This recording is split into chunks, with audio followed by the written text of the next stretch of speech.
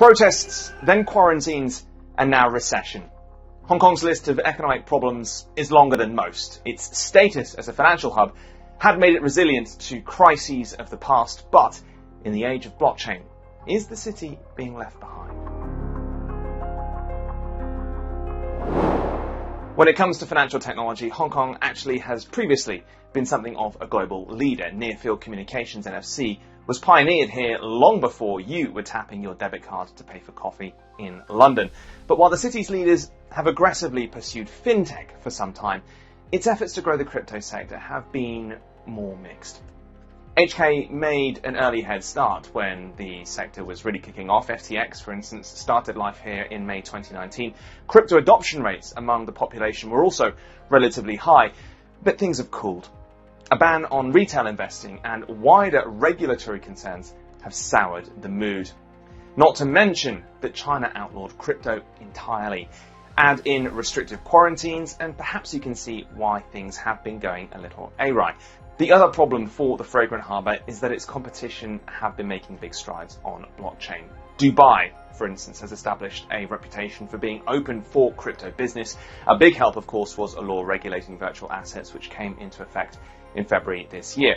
Since then, big names including the likes of Binance, FTX and Bybit have all gained licenses to offer services to some types of investor there. Meanwhile, Hong Kong's nemesis, Singapore, has been moving quickly too. License approvals and companies like Huobi fleeing other more restrictive jurisdictions had helped the Lion City establish a reputation as a crypto hub.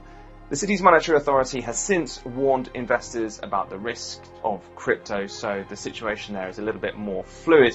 And change too may be on the horizon in Hong Kong as well.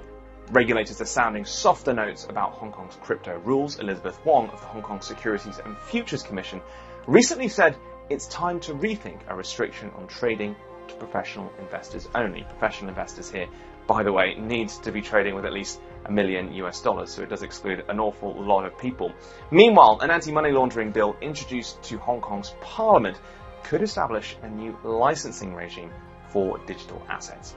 So, can Hong Kong make a crypto comeback? Could all three cities be different types of crypto hubs in the future? Well, Vincent Chock is optimistic that Hong Kong at least can make that comeback. He's CEO of First Digital Trust, a consultancy for traditional finance companies moving into blockchain. We've seen a lot of money moved out of Hong Kong during the protests and during the pandemic. But I don't think Hong Kong is really losing its stance. I think Hong Kong just takes a little bit more time to review. In March 2023, they're scheduled to release the VASP licensing in Hong Kong. So it's still very bullish going forward. We see that Hong Kong regulators are constantly looking at the digital asset space.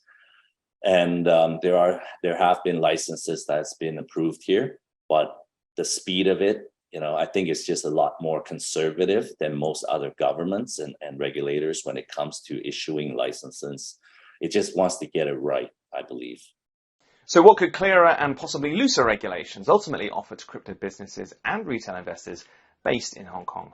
Regulation is always good. I mean, it just controls. Again, I've mentioned this. It kind of just separates the good and the bad players in the industry. It really gives it credibility, and it'll remove and really focuses more on how do we help and the retail consumers, because right now it's basically focusing more on the institutionals. Crypto to me is just another form of a financial asset or another asset class.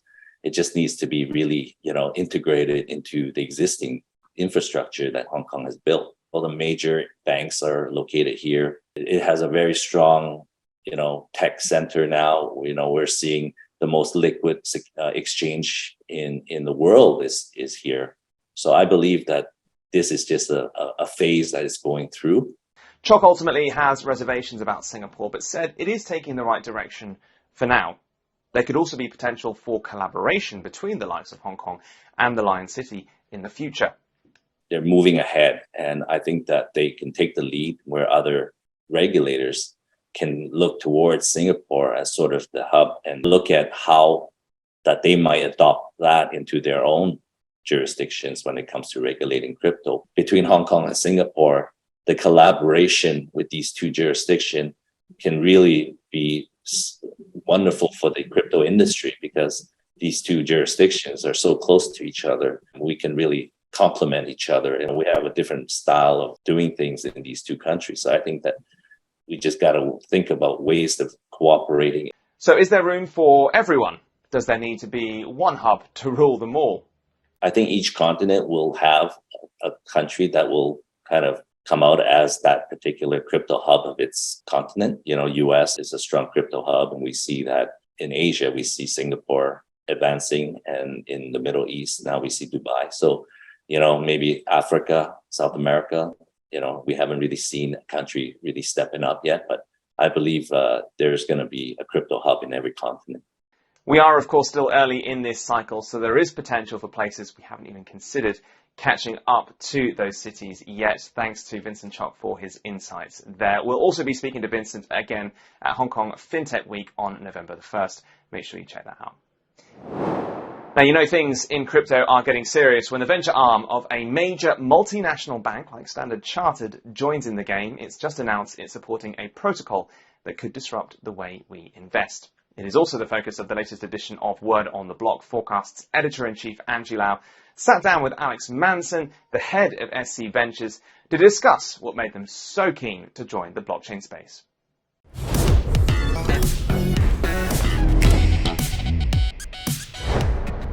For institutional adoption to occur, the infrastructure has to be at institutional grade.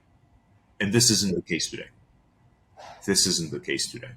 So when we first wanted to explore the asset class and trade it, you know, the first question we ask ourselves, so where do we put it?